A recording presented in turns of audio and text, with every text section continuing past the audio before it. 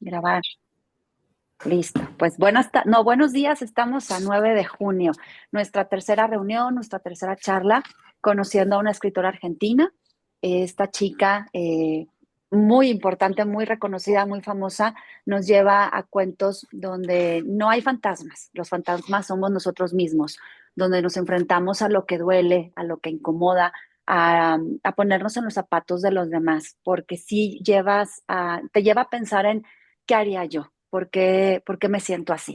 Entonces ya hemos leído de ella dos relatos y el que les traigo hoy lo quise ligar mucho con el apapacho literario porque yo le puse de título ponerme en los zapatos del otro. Entonces, el relato, bueno, ella le llama cuento, es un cuento, se llama El ojo en la garganta. Ahorita les voy a platicar como un poquito el contexto y vamos a entender por qué el título se llama así. Entonces, ¿qué vamos a estar viviendo? Nos vamos a ir a una familia pues ahora sí, al centro de una familia, el papá, la mamá y el hijo. El hijo en la historia aparece con 2 años de edad.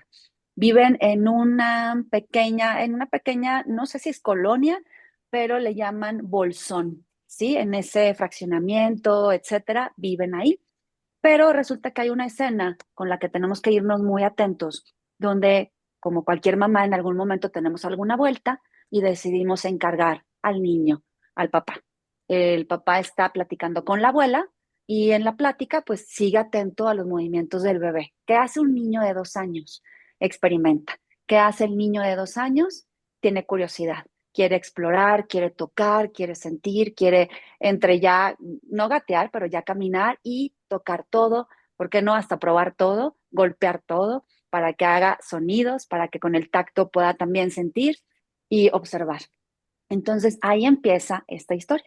¿Y por qué nos vamos a poner en los zapatos de los otros? Pues porque así la historia nos va a dejar un poquito helados, pero vale la pena también detenernos como en el diario estoico dice, ¿no?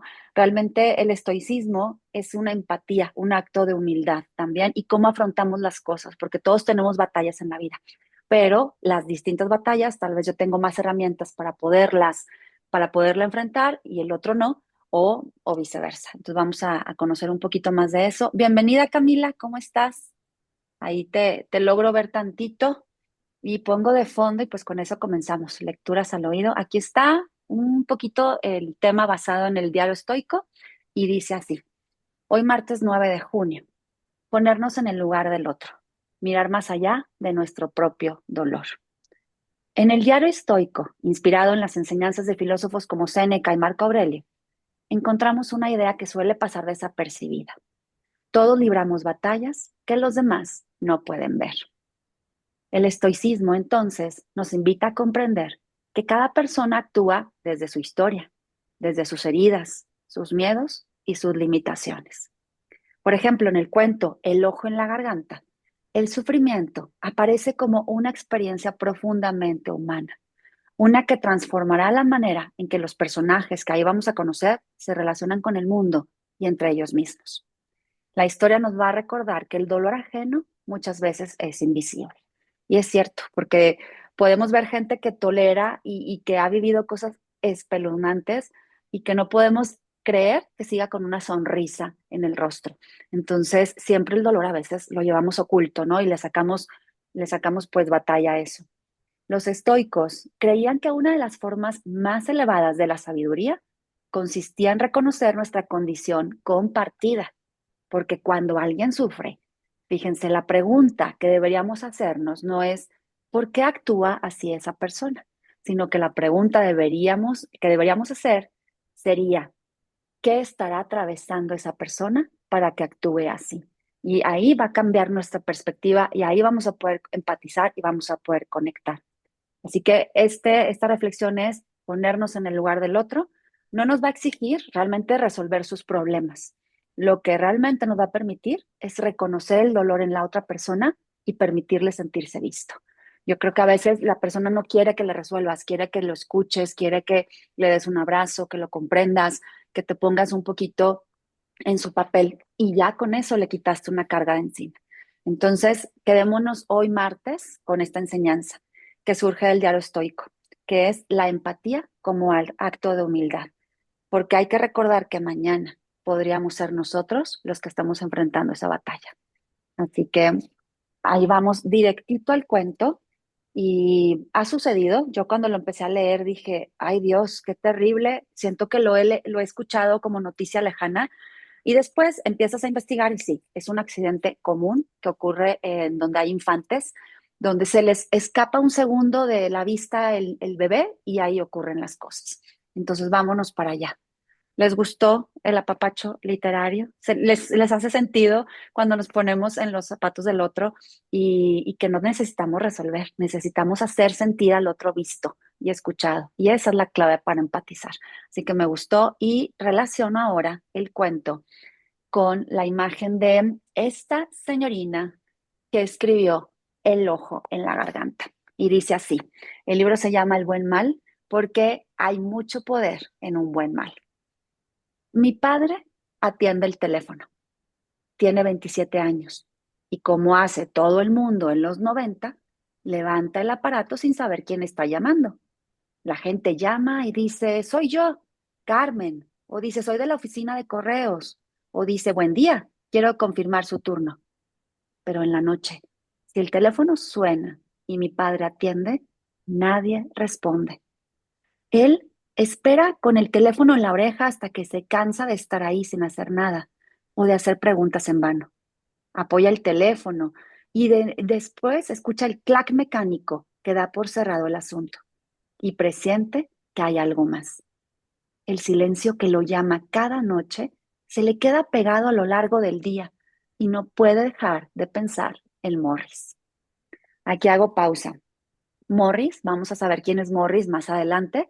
Entonces, imaginemos una pequeña estancia en un hogar, hay un teléfono de los antiguos, o no tan antiguos, pero sí de cable, y hay una imaginación o una escena en la que suena el teléfono. El papá es quien lo levanta y nunca va a haber un sonido después. No hay nadie del otro lado y el papá como que le encrispa y no sabe, pero presiente que hay algo más en ese silencio. Y el silencio lo llama cada noche. Cada noche suena ese teléfono. Entonces dice el papá que solamente piensa en Morris. Vamos a conocerlo después. También piensa en una estación de gasolinería. Piensa en los tres despachadores y los surtidores de ese servicio que está en General Hacha. Piensa en las mangueras colgadas de los soportes y en las luces nocturnas de esa gasolinera. Vamos a entenderlo más adelante, pero esa escena tiene que guardarse en nuestra mente. Para mi padre, el silencio es un disgusto tramposo y los llamados, un largo enigma que lo acompañará durante casi 20 años. Aquí también yo me puse a pensar y lo anoté en el libro y dije, ¿por qué casi 20 años? ¿Por qué estamos en los 90? ¿Por qué nos pintan esta escena de una llamada telefónica que no hay ninguna voz al otro extremo y que ese silencio lo va a acompañar durante 20 años? Lo vamos a descubrir después. Es una época en la que unos pocos artefactos hogareños son capaces de funcionar sin cables, oculto dentro de la pila y la pila oculta a su vez tras pequeños compartimentos plásticos.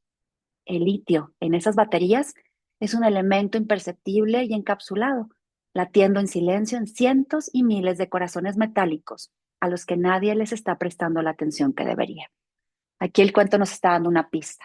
En ese hogar, la llamada queda en el aire, el papá se remonta a una imagen de una gasolinera y nos llevan a un punto específico que en los hogares ya hay muchos aparatos que no funcionan ya con levantarte, funcionan a través de controles remotos que tienen pilas. Y hay un elemento en esas pilas que es el litio, un elemento imperceptible y encapsulado, latiendo en silencio en cientos y miles de corazones metálicos a los que nadie les está prestando la atención que debería. La gente se olvida de ellos, de esos controles, y sin pila a la vista en ese barrio, en el barrio El Bolsón donde vivimos y en todas las ciudades del mundo, esta nueva forma de energía parece un milagro sencillo, las baterías. Para que el timbre del teléfono no suene, mi padre desconecta el teléfono antes de acostarse y vuelve a conectarlo al día siguiente. La familia entera vela por mi sueño y también los médicos y la mujer que viene a limpiar. Se preguntan, ¿cómo pasó la noche el chico? Dormir es peligroso. Relaja mi laringe abierta, los músculos aún débiles, los tendones que nunca volvieron a sanar. Si me ahogo, me despierto. Pero, ¿qué es realmente lo que me ahoga? A veces mi madre atiende y el llamado se interrumpe de inmediato. Cuando por algún motivo mi padre se olvida de desconectar el teléfono y suena, sabemos que ese teléfono suena solo para él. Y mi padre, que es agente de ventas y cuyo trabajo consiste sobre todo en leer en la cara de la gente cosas que la gente no sabía que tenía escritas, se queda escuchando ese silencio sin cara en el teléfono, un buen rato en la oreja, aterrado por su propio desconcierto. Hago pausa. ¿Ya se imaginan quién está narrando la historia? El hijo. El hijo está narrando la historia y ahorita en el siguiente párrafo nos vamos a dar cuenta de la edad que tiene este hijo. El narrador es el que observa. En primera voz, él está como una cámara observando todo lo que está ocurriendo en esa casa, imaginando los pensamientos del papá y de la mamá y de quien cuida de él. Casi 6 meses antes de que empezaran las llamadas, tengo 2 años y estoy sentado frente a la pantalla de una televisión marca Grundig en la sala de mi abuela paterna. En cuanto me distraigo, gateo y camino bamboleándome. Investigo cada objeto con el que me cruzo, toco todo lo que está al alcance de mis manos. A quien se deje, a quien sea que dejen a mi cuidado, mi madre siempre le repetirá, por favor, presta atención al bebé. Incluso se lo dice a mi padre esa tarde, 2 veces, antes de dejarnos en la casa de la abuela. Las caricaturas suenan en la sala y me entretienen solo de a ratitos. Desde el comedor, mi padre charla con la abuela sin dejar de controlar qué estoy haciendo, siempre atento a mis movimientos, a mi constante conversación con las cosas que me rodean.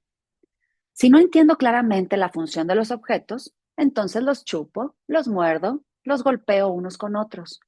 Las chancletas contra el control remoto de televisor o el control remoto contra la calculadora de la repisa, el reloj de la abuela a la boca y antes de abandonarlo en el piso lo golpeo un par de veces contra la alfombra.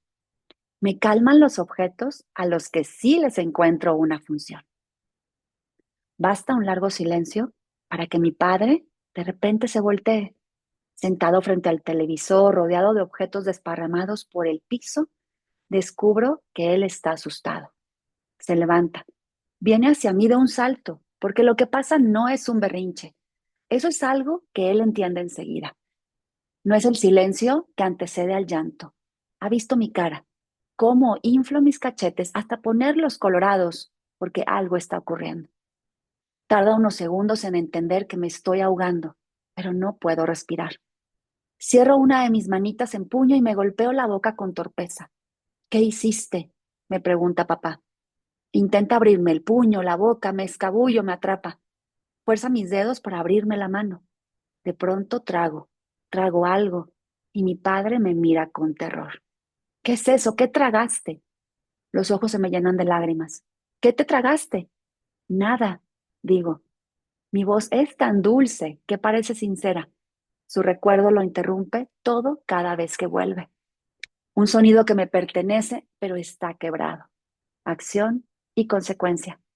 Escena tras escena.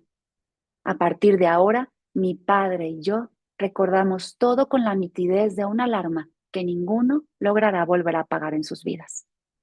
Digo, nada, y me conmueve el milagro de mi lengua tocando el paladar superior, el aire bajando por la tráquea hasta los pulmones y las vibraciones de mis cuerdas vocales.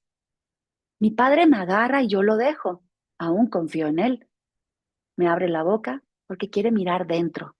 Quiere creer que no hay nada, ni ahora, ni un momento antes, pero tiene que estar seguro. Dime la verdad, es importante, dice. ¿Te tragaste algo? Lo niego. ¿No te tragaste nada? Parece una pregunta distinta, pero intuyo la trampa y doy la misma respuesta. Nada. En mi barrio, en el Bolsón y en todas las ciudades del mundo en esta época en la que casi todo lo que funciona está unido por cables a las paredes, no hay ningún lugar donde podamos llamar a mamá. Si queremos saber su opinión, hay que esperar a que mamá llegue. Mi padre piensa, el chico está bien, el chico está bien. Es un mantra silencioso golpeándole la sien desde adentro. Sentado pero desarmado, exhausto, de tanto imaginar lo peor, se calma registrando cómo vuelvo a distraerme. Juego, me río, Tomo el gajo de mandarina que él deja frente a mí, me lo llevo a la boca y lo trago sin ningún problema. Recién en la noche, ya en casa y después de comer, empiezo a toser. Más tarde, acostado en la cama, me despierto con arcadas. Y entonces, por las dudas, no sea cosa, dice mamá, y mejor prevenir, piensa mi padre, me llevan a la sala de urgencias. Un médico me ausculta. Parece que está todo bien, dice, sonriéndome con simpatía. Vuelvan si hay síntomas. Me pellizca un cachete o vuelvan mañana si no elimina nada por vía fecal y siguen las arcadas, dice ya en la puerta del consultorio. Con un tenedor, mamá aplasta concienzudamente cada deposición mía. Me ausculta como lo vio hacer al médico, pero con sus oídos. Grito de placer por las cosquillas de esa oreja fría en la panza, en el pecho y en la espalda, y entre risa y risa sigo tosiendo. Mamá, quien aprendió que cuidar es entender qué hacer y por qué hay que hacerlo, me ausculta y me ausculta con la angustia de no saber qué es lo que está buscando. Se inquieta. Necesita una segunda opinión. Para el médico familiar, esperamos hasta el día siguiente. Y al día siguiente, mamá obtiene el mismo diagnóstico. En la mañana del tercer día, amanezco afónico y con un poco de fiebre. En la tarde empiezan las dificultades respiratorias. Mamá llama al hospital. Esta vez los médicos se alarman. Vomito en la sala de espera. Me atienden directamente en rayos X. Un médico cuelga la radiografía frente a mi madre, sobre una caja luminosa. La placa es de un negro denso que apenas trasluce los huesos torácicos y las sombras de algunos órganos. Al centro, suspendida entre las clavículas, hay una circunferencia blanca y perfecta, tan llena de luz que las lámparas de la caja palpitan a través de ella. Es una centella que el médico señala con preocupación, justo debajo de mi garganta, pequeña, chata y redonda. Mi padre no deja de pensar en ella cuando, después de llevarnos a casa, va hasta la casa de la abuela y revisa todos los objetos con los que yo estuve jugando. Abre y cierra el reloj de la mesada. Abre y cierra el compartimento de las pilas del control remoto de la televisión. Abre, pero no cierra la tapita trasera de la calculadora digital. ¿Cómo sabías que no funcionaba? Pregunta mi abuela, que ata cabos rápido y entiende por qué su hijo se queda ahí parado sin decir nada. A 122 kilómetros del barrio El Bolsón, en Bariloche, se coordina por teléfono una cirugía para el día siguiente. Viajamos en la madrugada para estar en el hospital a primera hora. Ya en internación hay unos minutos en los que me quedo solo. Quizás la primera vez que me quedo solo en un sitio que no es mi cuarto o es casa de mi abuela. Estoy acostado en una camilla en el pasillo de cirugía. La enfermera a cargo se ha dado cuenta de que las planillas médicas no están y se va un momento a buscarlas. No estoy asustado. Miro el tubo de luz del techo, tan espectacularmente largo y titilante. Soy consciente de que hace unos días que casi no hablo, pero yo que sé que es normal y que no, tengo 2 años. Un chico en la televisión dijo ayer que hay dientes falsos que se caen para que salgan los verdaderos. Quizá también deja uno de hablar antes de que las primeras palabras verdaderamente adultas lleguen. Tal vez todos los chicos de mi edad pasan tarde o temprano por un pasillo así en el hospital, y este tubo alto y largo tiene una función específica sobre mi cuerpo. Quizá, como dicen los médicos, se trata de esperar. Un anestesista me duerme. Un cirujano y 2 asistentes practican una perforación traqueoesofágica y retiran la pila. La humedad interna del cuerpo ha puesto en marcha la corriente de la batería, que agujereó el esófago con una quemadura oscura y profunda. El litio, oculto en su corazón metálico, ha sido liberado. Las cuerdas vocales están dañadas y hay lesiones en la laringe por el reflujo. Reparan lo posible. Toman notas minuciosas, prescriben medicamentos. Tras una segunda intervención, quedó entubado. Paso 3 días en terapia intensiva. Hay que bajar con urgencia los altísimos niveles de toxicidad irradiada a los órganos conectados al esófago. Mamá camina de un lado a otro de mi cama. No puede sentarse, no puede pensar. Como las secuelas de la laringe han sido tan graves y los problemas respiratorios continúan, deciden hacerme una traqueotomía. Me despierto 6 horas después. y mis manos van directas hacia la garganta, aunque en realidad lo que pica tanto está un poco más abajo. Lo busco, toco y descubro el plástico, una protuberancia abierta que ahora es parte de mi cuerpo. Nos piden paciencia, nos despiden. Para derivarnos a Buenos Aires habrá que gestionar las cosas con mucho tiempo, ya desde casa. Todo se ha hecho demasiado tarde. Nadie lo dice, pero todos lo saben. Mientras que los chicos de mi edad comienzan a jugar con palabras más complejas, descubren la fuerza del tono y el lujo de los silencios intencionales, yo pierdo para siempre las pocas palabras que había aprendido. No lloro, no estoy asustado, no entiendo las consecuencias y todavía hay muchas cosas de este mundo que me embelezan de curiosidad. Me gusta que me bañen, me gusta que mi padre se siente en ese banco diminuto que le ha asignado mamá y que me sostenga desde ahí sobre el agua para enseñarme a flotar. Pese al esfuerzo de ambos, aún no lo logramos, aunque es algo que los tres todavía creemos posible. Así que yo, sostenido por las palmas de sus manos, sigo intentando inflar la panza de aire. Todo lo que él tendría que hacer es soltarme, y aún así no puede. Papá no puede.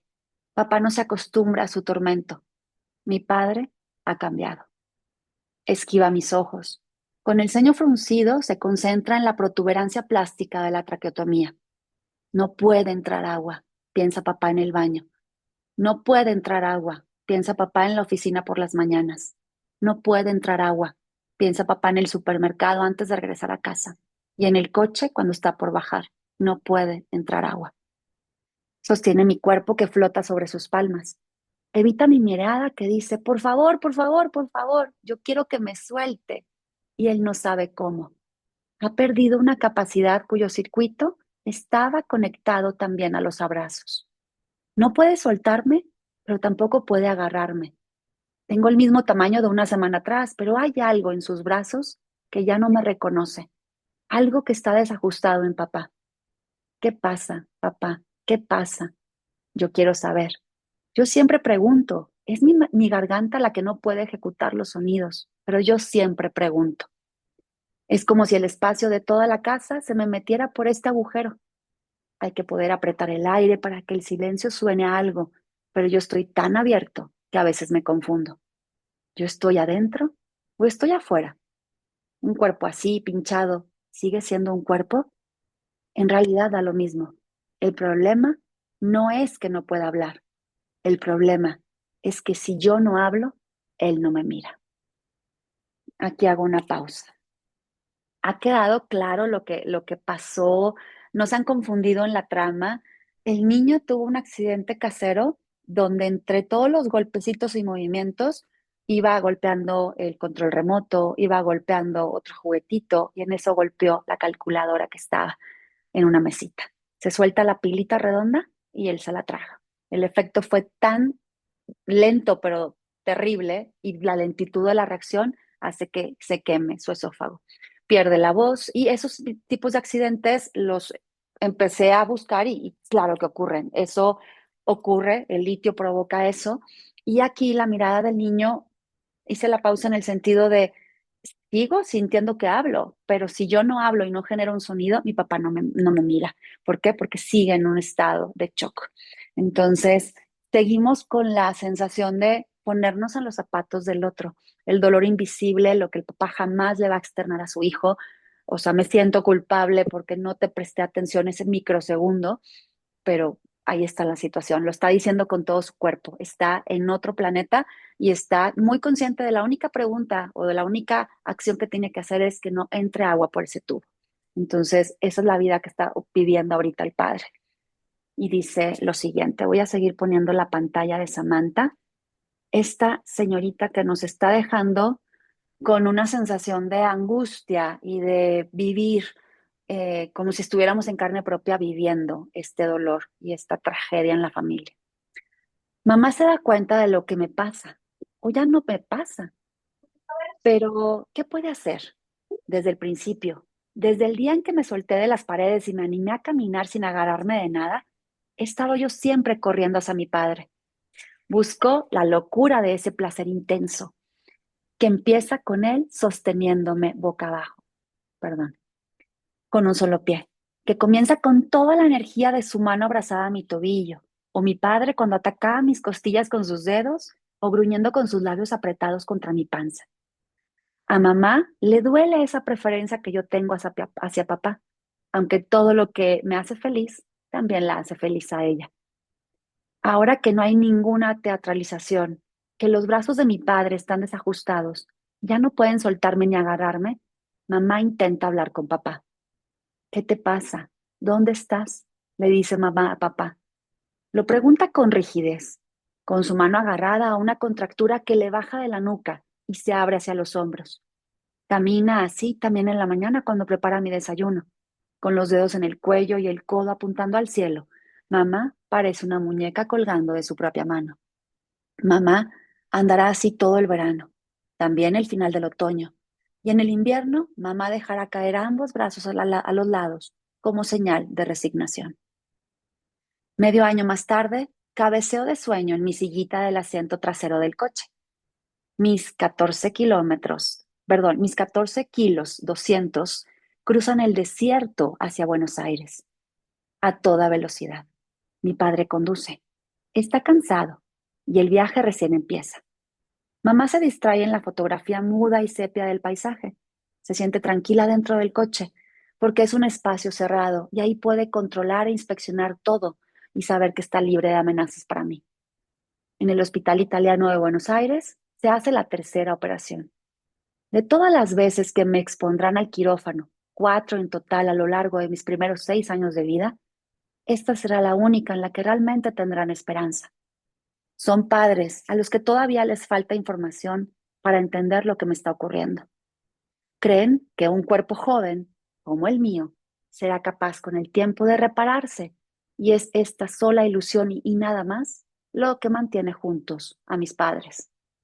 Se instalan en una habitación de hotel a cuadras del hospital y descansan por turnos para que siempre haya alguien conmigo.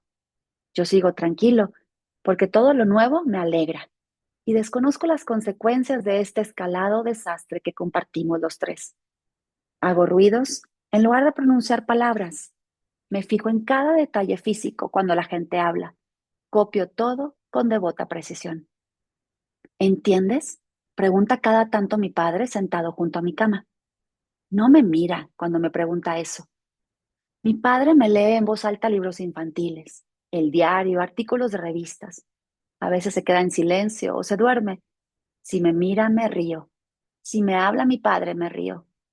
Quiéreme, quiéreme, yo pienso. No puede escucharme. El estado de alarma de mi padre ha quedado encendido y apaga cualquier otro sonido en el ambiente. Yo tendría que poder decir, ¿qué te pasa, papá? ¿Dónde estás? Yo estoy bien. Pero como no puedo hablar, retuerzo mi cuerpo, mi cara, mis gestos. Él desconoce, él desconoce mi perfeccionado lenguaje corporal y mis ruidos por la traqueotomía lo consterna. Se despierta y se levanta de golpe. No parece que acabara de volver de algún lugar, sino que no pudiera creer que aún sigue en el mismo lugar. Yo sonrío, me río, pero mi buen humor también martiriza a mi papá. Y aquí me voy a quedar. El buen humor del chico, cómo empieza a sustituir y a encontrar formas de comunicación y el papá no logra descifrar que el hijo le está diciendo, estoy bien, estoy feliz, estoy tranquilo, estás conmigo y añoro que me quieras, añoro que me voltees a ver, pero como no hay sonidos, no me ves. El papá sigue en estado de alarma porque se ha quedado encendido y apaga ese estado de alarma cualquier otro sonido.